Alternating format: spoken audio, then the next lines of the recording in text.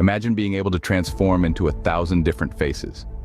That's exactly what Lon Chaney, an American actor and makeup artist, did. Born in Colorado Springs, Chaney was a master of disguise on the silver screen, earning him the nickname, the Man of 1,000 Faces. His ability to morph into any character, from the grotesque to the glamorous using his groundbreaking makeup techniques, was a spectacle to behold. But behind the many faces was a man whose path to stardom was riddled with hurdles. Chaney's prowess in makeup and acting was unparalleled, but his journey to fame was far from straightforward. Born on April 1, 1883 in Colorado Springs, Chaney's life was unique from the start. He was the second child born to deaf parents, a detail that would shape his life and career in ways no one could have predicted. From an early age, Chaney became skilled in American Sign Language.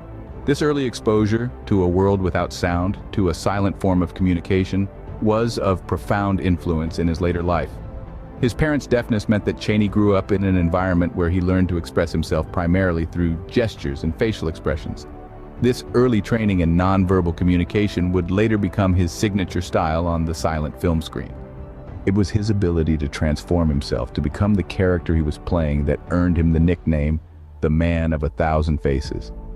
Chaney's early life was not all rosy, however. The family's financial struggles meant that he had to leave school early to work and help support them. But even these hardships could not dampen his spirit or his ambition. From a humble beginning, Chaney was set to take the world of cinema by storm.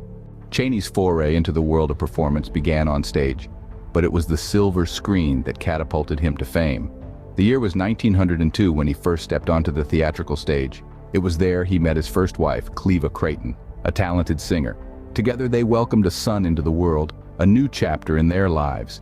But as the curtains fell on the stage, the lights of the silver screen beckoned Chaney.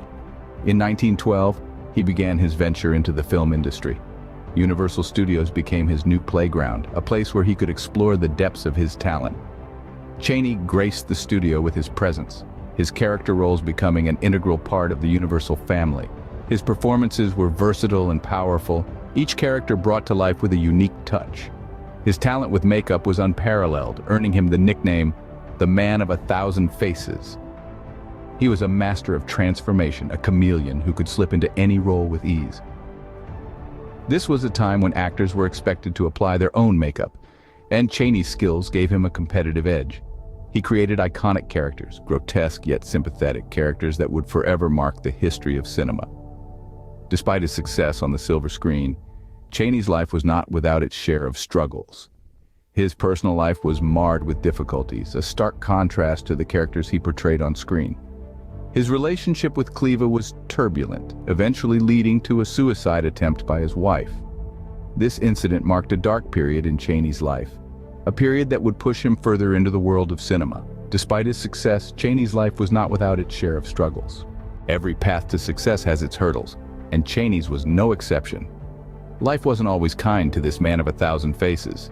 Amidst the glitz and glamour of his rising career, Chaney faced personal struggles that would have shattered any ordinary man. When marital troubles developed with his wife, Cleva attempted to take her own life on April 30th, 1913. On that day, she went to the Majestic Theater in downtown Los Angeles, where Lon was managing the Colbin Dill Show. There, she swallowed mercuric chloride.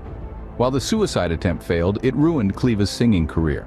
This devastating event shook the core of Chaney's existence.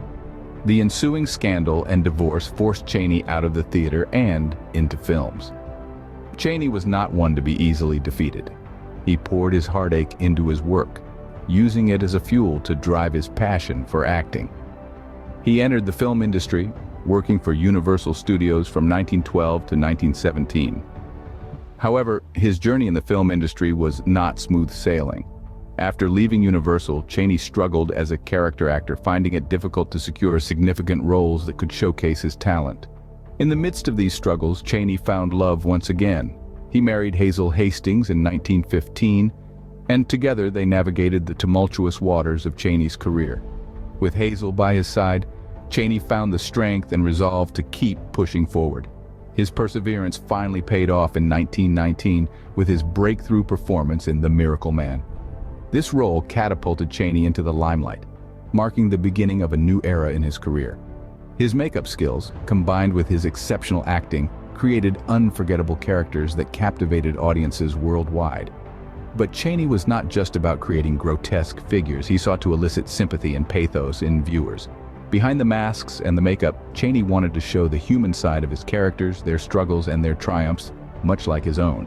Through his struggles, Chaney remained dedicated to his craft and created memorable characters that are still revered today. His journey reminds us that behind every successful person lies a path filled with trials and tribulations. But it is through these struggles that true stars are born, shining the brightest in the darkest of times. Both Chaney's legacy and contribution to cinema is immeasurable. His unique makeup skills and character portrayals have left an indelible mark on the industry. He was the man behind some of the most iconic characters in film history, such as Quasimodo in The Hunchback of Notre Dame and the Phantom in The Phantom of the Opera. Each character he portrayed was a testament to his incredible talent and versatility. His final film role was in a sound remake of The Unholy Three in 1930. Despite the transition to talkies presenting a hurdle for many silent film actors, Chaney's performance was praised, proving his prowess as an actor extended beyond the silent era. Sadly, later that same year, on August 26th, Chaney passed away. During the filming of Thunder in the winter of 1929, Chaney developed pneumonia. He was diagnosed with bronchial lung cancer, which was exacerbated when artificial snow lodged in his throat during filming and caused a serious infection. Despite aggressive treatment, his condition gradually worsened, and he died of a throat hemorrhage in a Los Angeles, California hospital. His death marked the end of an era, but his legacy lives on. Once again, his mastery of makeup and character transformation inspired countless actors and makeup artists in the years that followed. Chaney's life was a testament to the power of resilience and creativity. He faced personal and professional struggles, but his passion for his craft and his dedication to his art never wavered. His work continues to captivate audiences, and his influence can still be seen in the film industry today. His story serves as a reminder of the transformative power of cinema and the enduring impact of a single actor's talent and imagination. With that, we conclude our look at Lon Chaney and this entry into the Pantheon. Thank you for watching.